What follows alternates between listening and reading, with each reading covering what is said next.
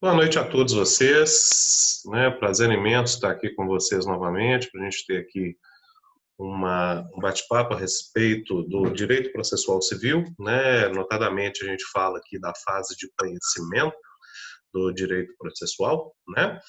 Vamos relembrar aqui alguns tópicos que a gente trabalhou na aula passada, que a gente possa avançar com certa tranquilidade. Na aula passada, a gente apresentou para vocês, né, qual é o conceito que temos de direito processual civil, né?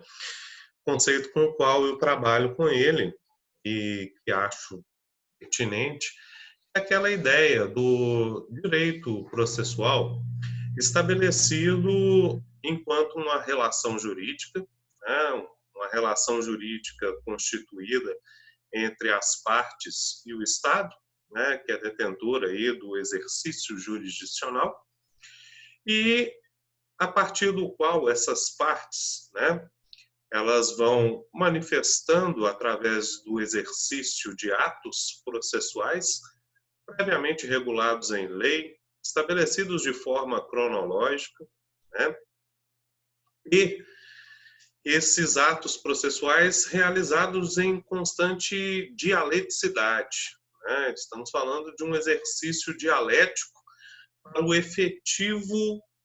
efetiva compreensão do direito ao contraditório. E esse exercício de atos processuais feitos em contraditório, né, num entendimento de que este processo se apresenta como um meio participativo de produção do melhor resultado ou melhor decisão aplicável àquele caso concreto.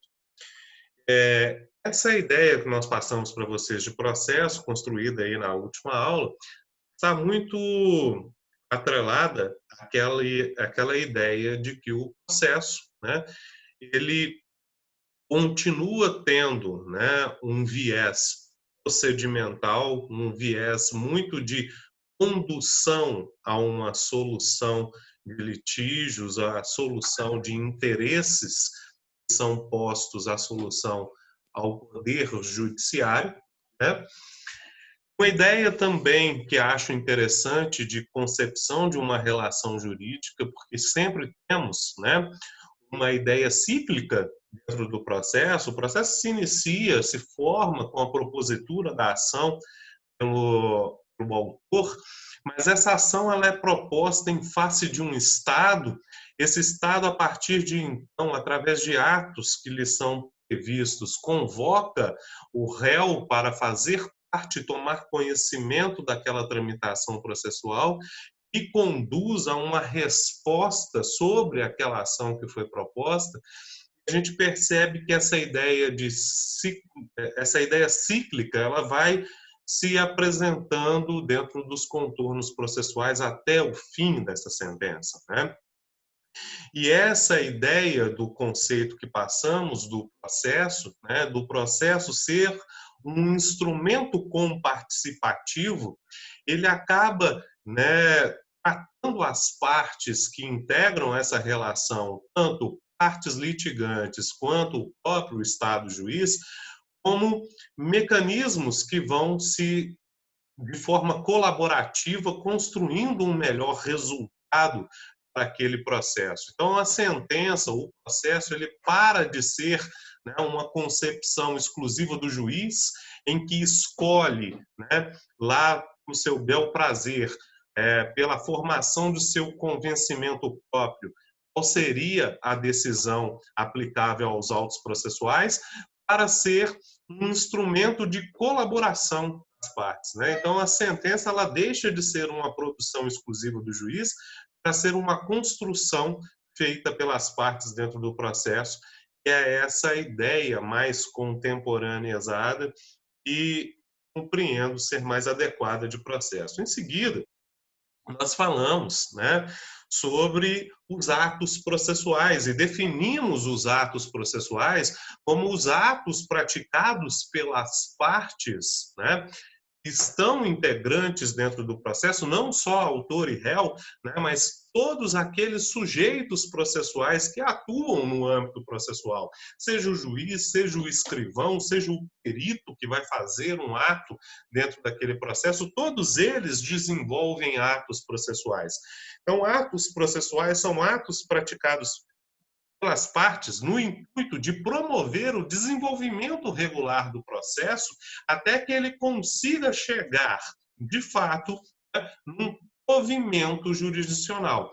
É quando o magistrado ele pronuncia o resultado sobre aquela questão que foi posta ao seu exame. Então, é essa a ideia que nós temos aqui de atos processuais. Vimos que todos esses atos processuais, eles são dotados de publicidade, né? E dentro dessa ideia da publicidade, nós falamos, inclusive no material que está posto para vocês, né, que a publicidade ela é um direito e garantia fundamental, não apenas pelo plano do acesso à informação, mas ele também serve como um mecanismo de controle dos atos jurisdicionais, à medida de que aquela decisão proferida sobre um caso concreto, ela não fica adstrita somente àquelas partes que estão ali litigando, mas elas servem como um mecanismo de controle para todos os atos judiciais. E até mencionamos aqui, né? Quantos atos judiciais que foram publicados, muitas vezes, né? Politizados, porém, publicados, e que geraram diverso controle social, né? Sobre aqueles pronunciamentos judiciais. Nós temos diversos exemplos dessa característica, né, que foram aí apreciados no tempo.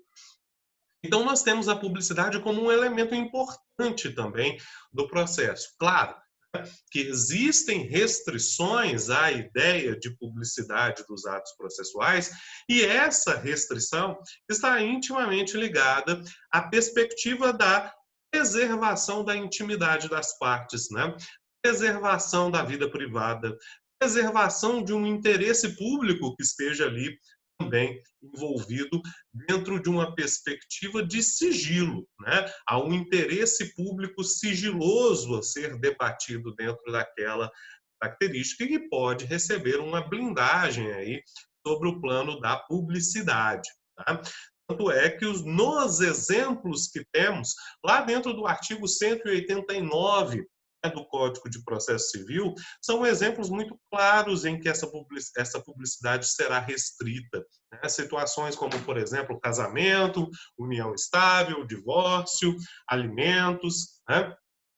Nós vamos ter ali situações em que a intimidade privada estará exposta, temos situações ali claramente em que essa publicidade poderá ser limitada para preservar, né, a imagem das partes litigantes.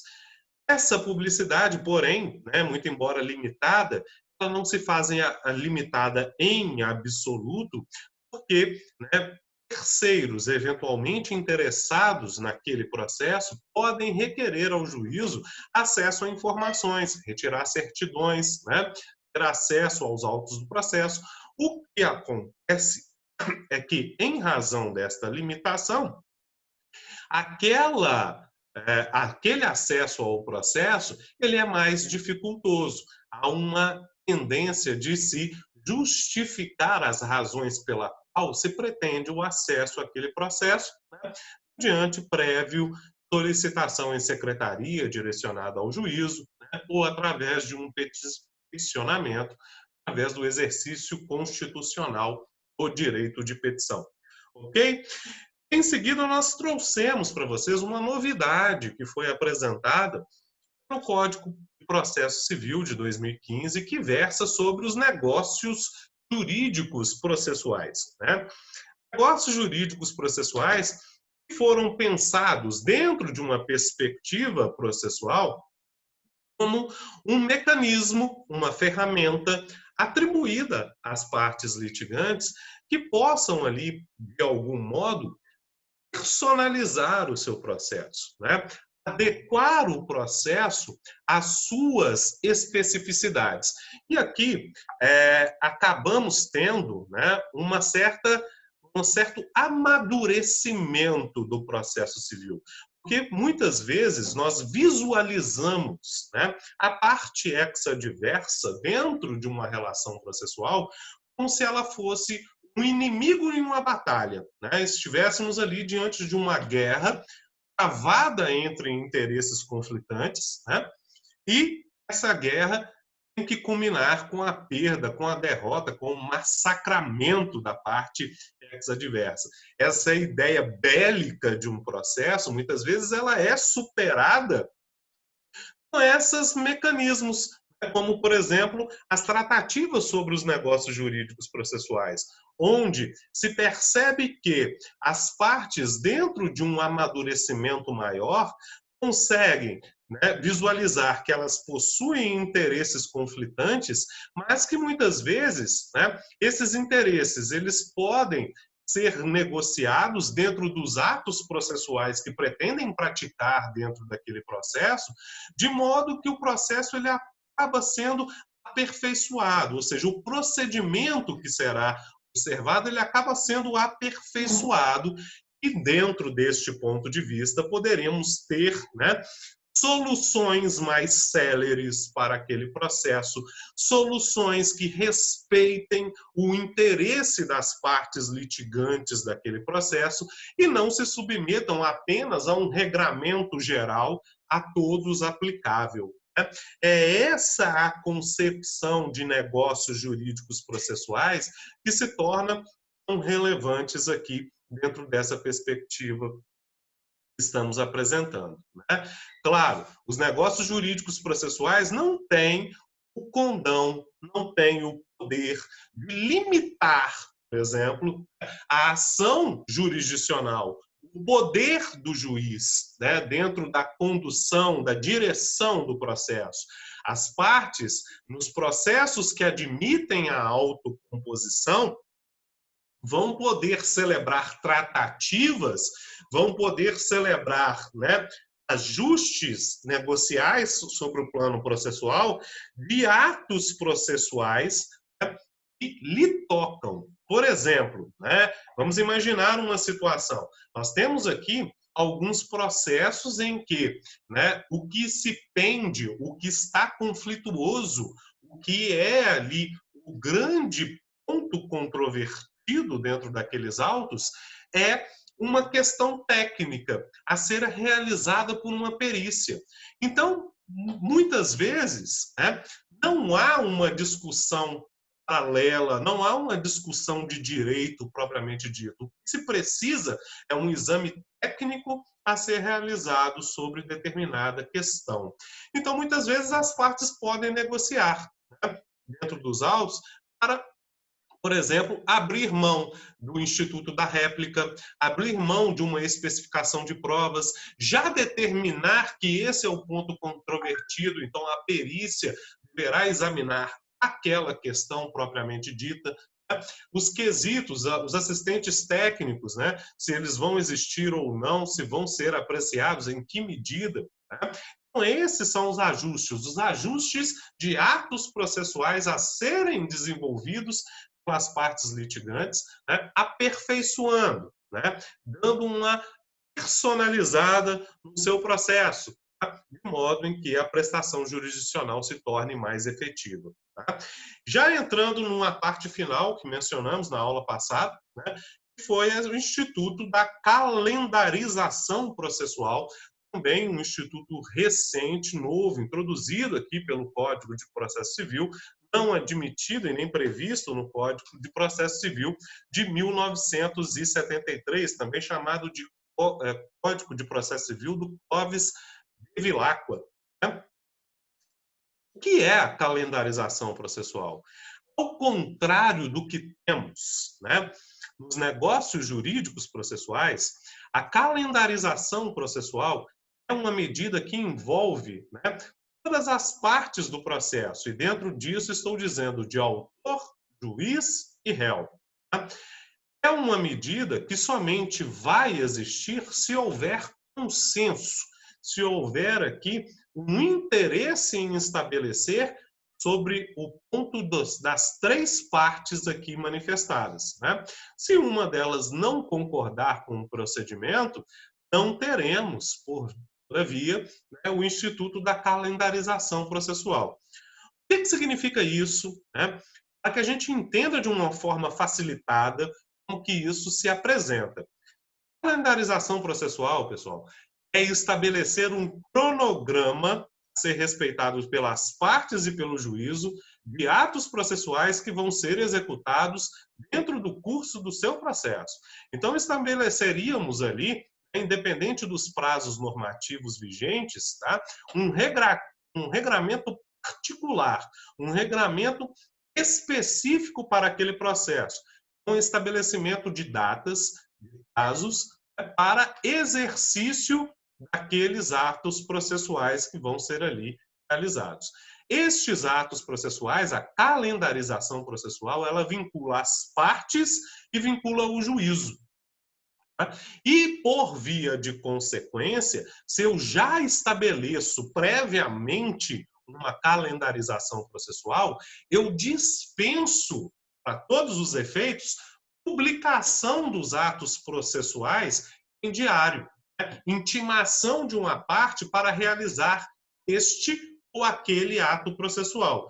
Por quê? Porque foi previamente estabelecido o cronograma. Então, as partes já se saem intimadas e vinculadas àquele calendário processual que ali foi previamente estabelecido. Óbvio, pessoal, tá? Nem todo calendário processual vai se estabelecer absoluto. Existem algumas situações jurídicas, né, em que os prazos ali previstos podem, muitas vezes, serem modificados, mas deverão ser modificados, né, diante prévia justificativa ou por estar presente motivo de força maior, né, que impossibilite, por exemplo, o exercício daquele ato processual. Ninguém tem dúvidas, por exemplo, que se estivesse estabelecido um calendário processual antes da Covid-19, provavelmente os atos que estavam ali previstos, né, deveriam ser adaptados a essa nova realidade que foi apresentada aqui, né, dentro de um processo. Principalmente se tratar de um processo que tramita ainda sobre o meio físico, né? Nós não teríamos ali possibilidade de exercício de vários atos processuais que estivessem previamente programados, né? Dentro dessa concepção, deveria ser feita, né, um sobrestamento deste processo até que se pudesse estabelecer uma nova calendarização ou seguir somente, né, os atos processuais já delineados pela lei. Costumo dizer que a grande importância, né, dessa calendarização processual, e aqui já falo com vocês dentro de uma perspectiva prática, né, é que, enquanto advogado, muitas vezes faço atendimentos, né, de meus clientes lá no meu escritório. E dentro dessa concepção, o que eu tenho e percebo muitas vezes? O cliente, após me dar toda a narrativa de seu caso, o cliente, após apresentar para mim qual é o seu problema jurídico, né? Qual é a sua dor, nós vamos ali buscar solucionar. A frase final, né? Ou seja, aquele ponto final, aquele derradeira pergunta última é a seguinte: doutor, quanto tempo vai durar esse processo? E a resposta, pessoal, é a seguinte: cara, eu sei quando eu inicio. Quando vai terminar, aí eu já não posso te dar uma posição. Mesmo aquelas situações mais simples, né, do direito, mesmo aquelas situações que você acredita não ter particularidades que vão demandar uma longa discussão, né, muitas vezes por situações outras, né, aquele processo ele acaba demorando o seu trâmite, né, demorando ali a sua percepção. E aqui, pessoal, não existe nem sequer regra matemática. Mesmo que a gente pudesse prever todos os atos processuais que vão ser executados dentro deste processo, somar todos os prazos previstos para a execução destes atos processuais, nem assim conseguiríamos dar, né, uma previsibilidade de duração daquele processo que ali é estabelecido. Como dizia Humberto Teodoro Júnior, numa célebre frase que ele mencionou num congresso que tive o prazer de participar, né? O grande problema do Poder Judiciário, a morosidade do Poder Judiciário, não está, por exemplo, em prazos dilatados conferidos na norma jurídica para o exercício de um ato processual. Vocês vão perceber na prática que muitas vezes vocês estão ali discutindo uma questão, né?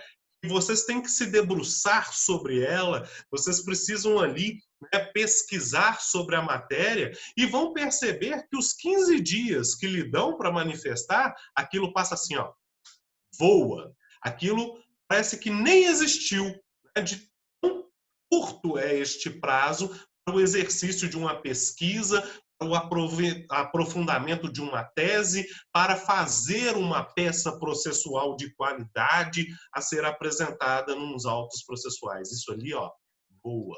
Você nem sente o prazo passando, né?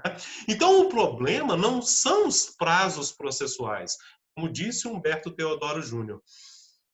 O problema são os tempos mortos nos escaninhos do Poder Judiciário, né? E isso a gente não tem controle. São exatamente aquele momento em que você manifestou dentro do processo, e o processo, a partir dali, ele fica 2, 3, 4 meses sem uma movimentação, sem um posicionamento, sem um andamento, né? São estes os tempos mortos dos escaninhos processuais, né? Das varas do nosso judiciário, que nós não conseguimos e não podemos contabilizar.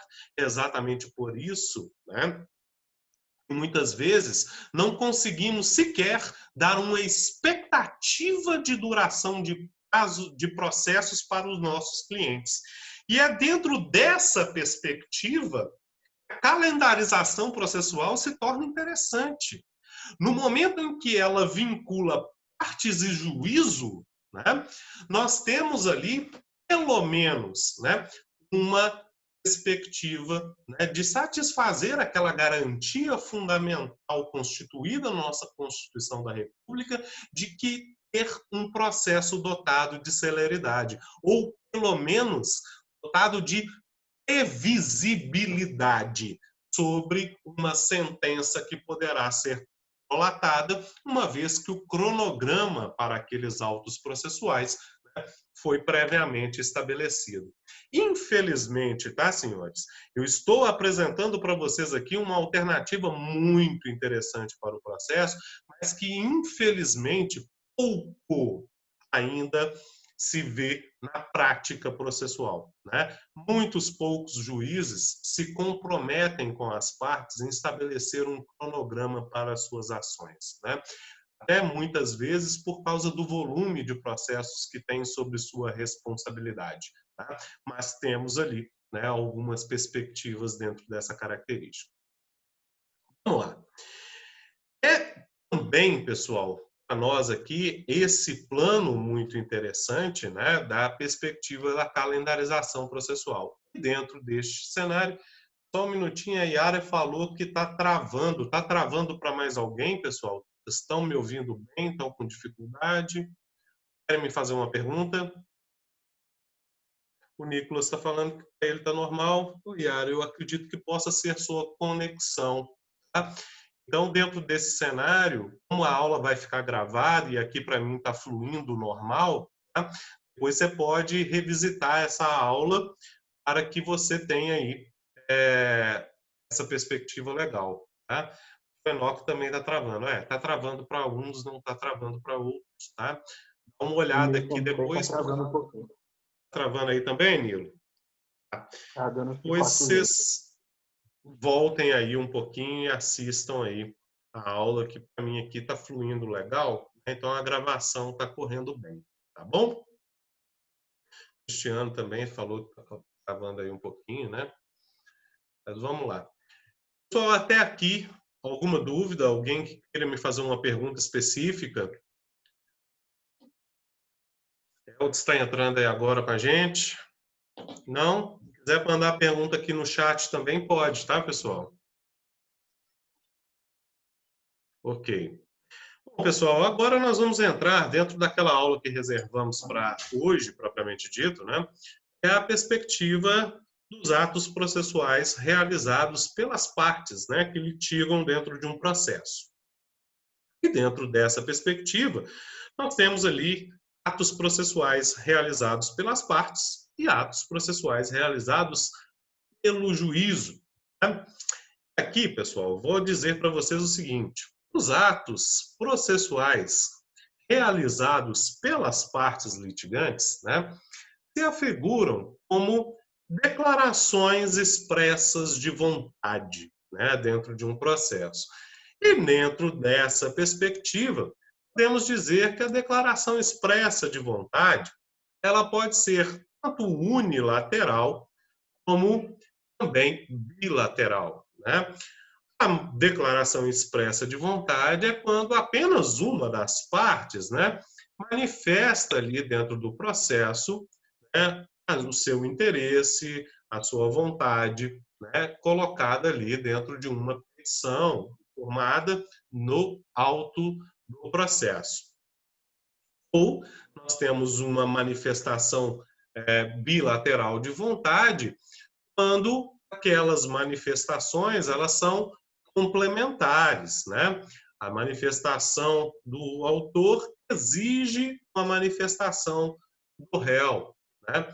Muitas vezes, quando essas partes manifestam concomitantemente num processo, o que se afigura muito presente, por exemplo, quando nós temos um acordo, né, firmado entre as partes fora do processo, em que elas peticionam conjuntamente nos autos, informando, né, aquele juízo que os autos foram objetos de uma autocomposição realizada de forma extrajudicial.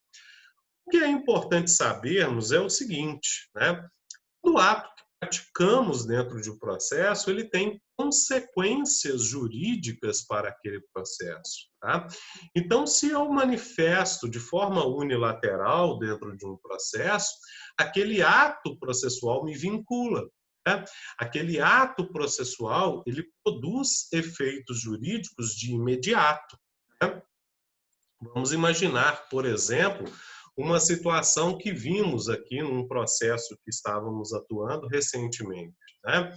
Estávamos atuando numa causa em que o autor, o réu citado para apresentar contestação, ele, né, se confunde ali no processo, apresenta uma contestação naqueles autos que não é referente àquele processo, uma contestação de outro processo, né?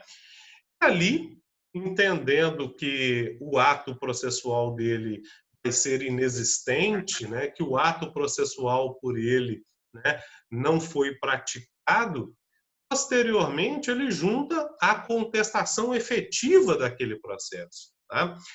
Aí, pessoal, nós temos que entender o seguinte, né? Quem aqui já jogou truco, já jogou baralho, né?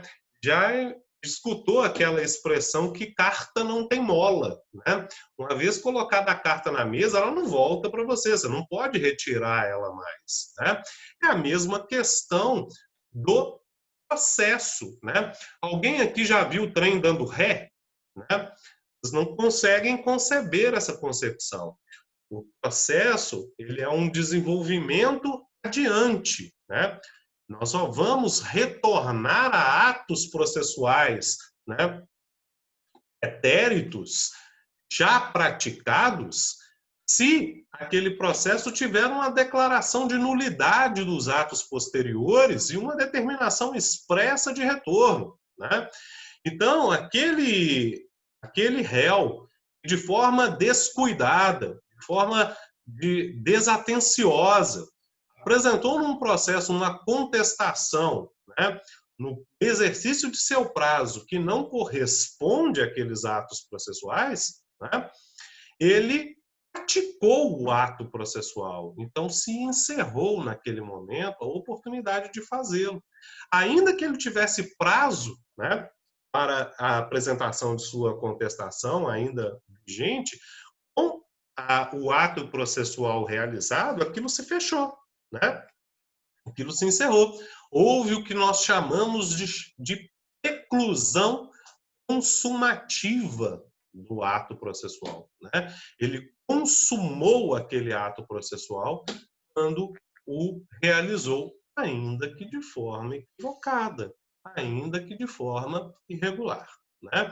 O fato de tentar corrigir isso posteriormente já não se faz mais presente. Tá? Dentro dessa perspectiva, pessoal, é que quero dizer para vocês que a manifestação das partes dentro do processo, ela produz, de fato, efeitos para ela, né? Ela produz, de fato, consequências jurídicas. Aqui, né, eu quero exemplificar, o exemplo até que está no material textual apresentado para vocês ali, é, por exemplo, aquela situação jurídica, né, em que uma manifestação, a mesma manifestação de vontade, ora ela pode ser unilateral, ora ela pode exigir uma bilateralidade.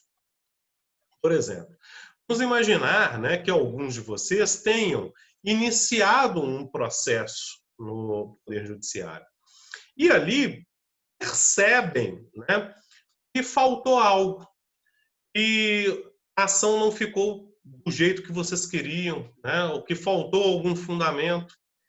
Vocês, então, têm o interesse de desistir daquele processo para poder, né, corrigindo aquela situação, apresentar uma ação nova. Tá? Se vocês fazem essa manifestação de desistência no processo, tá?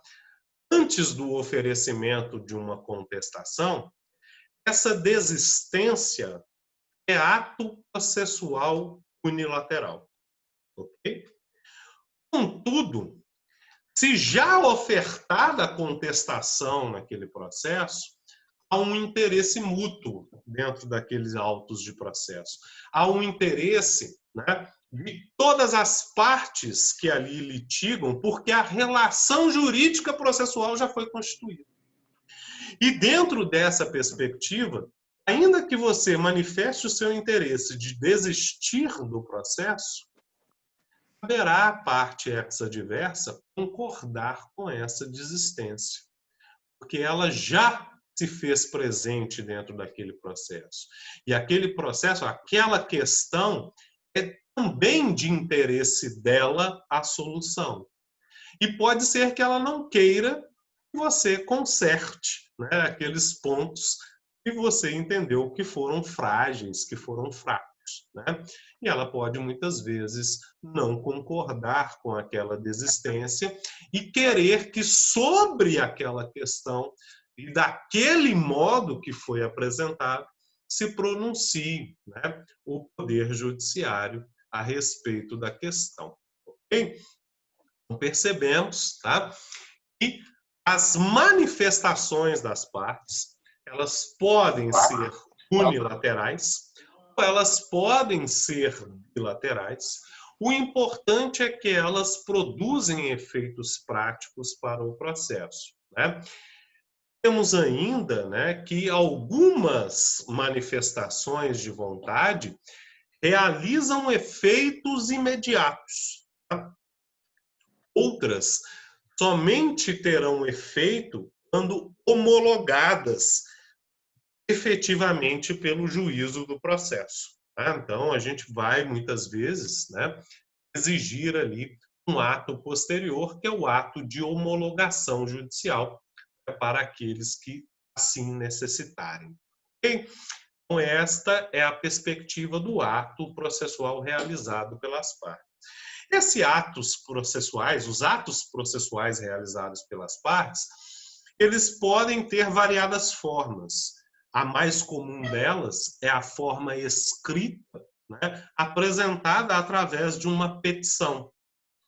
O Código de Processo Civil expressamente proibiu, né, a realização das chamadas cotas marginais a serem realizadas nos autos. As cotas, né, eu até particularmente gostava delas, era aquela oportunidade que era dado ao advogado, num processo físico, por exemplo, de lançar mão ali, né, de uma petição a ser redigida numa folha anexa ou até mesmo nas costas de uma petição já existente dentro dos atos do processo. Claro, obedecendo uma lógica, obedecendo uma cronologia, né? Isso foi expressamente vedado no Código de Processo Civil, inclusive com previsão de riscar as cotas que forem lançadas, né, com aferição de multa, né, para aqueles que eventualmente a praticarem.